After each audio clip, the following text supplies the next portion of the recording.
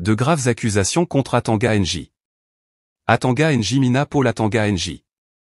Dans un communiqué de presse rendu public hier mardi 12 mars, le ministre de l'administration territoriale menace de considérer comme un casus belli toute tentative de l'Alliance politique pour le changement, APC, du député Jean-Michel Nincheux et l'Alliance pour une transition politique au Cameroun, ATPC, du professeur Olivier Bill. Éternel va-t-en-guerre au nom du chef de l'État, revoici Atanga NJ dans un sport qu'il affectionne particulièrement, la chasse à l'homme. Quelques mois seulement après avoir attisé la querelle de clocher au sein du Parti camerounais pour la réconciliation nationale, PCRN, de Cabral Libye, en exploitant la misère de Robert Kona, l'un des cofondateurs de cette formation politique, qui conteste désormais son leadership devant une juridiction civile, le patron de l'administration territoriale, remet les gaz et atterrit cette fois dans l'APC et l'ATP qui ne sont pourtant pas des partis politiques au sens de la loi de décembre 1990, mais qui semble provoquer l'ire du MINA à travers une hyperactivité qui s'apparente à de l'activisme. Depuis bientôt 3 mois, certains responsables politiques en quête de notoriété et au mépris des textes en vigueur, ont mis sur pied 2 pseudo-associations dénommées Alliance politique pour le changement et Alliance pour une transition politique au Cameroun, dans la perspective de l'élection présidentielle de 2025. Malgré le caractère légal de ces mouvements, leurs promoteurs tiennent des réunions, des conférences de presse et des concertations dans l'optique de recruter de nouveaux adhérents.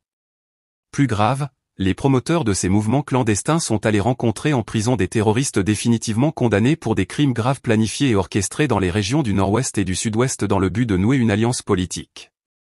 Ils vont jusqu'à poser des préalables inacceptables au gouvernement en faveur de ces dangereux terroristes, fait remarquer Atanga NJ. Climat social. Pis encore, Jean-Michel Nincheux a déclaré le 9 mars dernier avoir rencontré le leader séparatiste Ayuk Tab en prison pour discuter de la crise anglophone. Inacceptable pour le MINA qui rappelle en bon griot que, grâce à la grande vision et à la clairvoyance du chef de l'État, S.E. Paul Biya, le Cameroun est un État de droit, un État démocratique, où les libertés fondamentales de tous sont garanties et respectées. Suffisant donc pour mettre en garde ces 2 mouvements parce que n'ayant aucune existence légale et donc ne peuvent mener aucune activité politique sur toute l'étendue du territoire national. Seuls les partis politiques ayant une existence légale peuvent solliciter des autorisations et des récépissés pour les réunions, manifestations, conférences ou meetings publics auprès des autorités administratives qui les délivrent, en tenant compte du climat social et de la pertinence des motivations formulées. La qualité de parlementaire ou d'homme politique ne saurait être un passe-droit pour défier impunément l'autorité de l'État, inciter à la rébellion, tenir des propos outrageants à l'égard des autorités et afficher l'intention délibérée de piétiner en permanence l'ordre public, martèle celui qui est par ailleurs secrétaire du Conseil permanent du Conseil national de sécurité.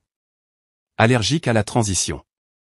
Et de conclure, toute tentative d'organiser une quelconque activité sous les appellations submentionnées ou toutes autres dénominations de même type en création, sera désormais considérée comme un casus belli par le MINA. Les gouverneurs de région sont chargés, chacun en ce qui le concerne, de la stricte application des présentes directives.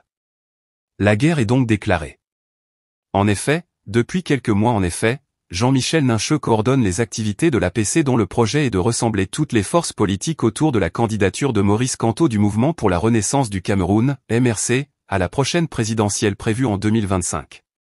Parallèlement, Olivier Bill, président du parti, Les Libérateurs, mène également des concertations avec l'ATP afin de soit pousser le pouvoir de Yaoundé à accepter une transition de 3 ans dès 2025, soit proposer une candidature unique de l'opposition à la prochaine présidentielle.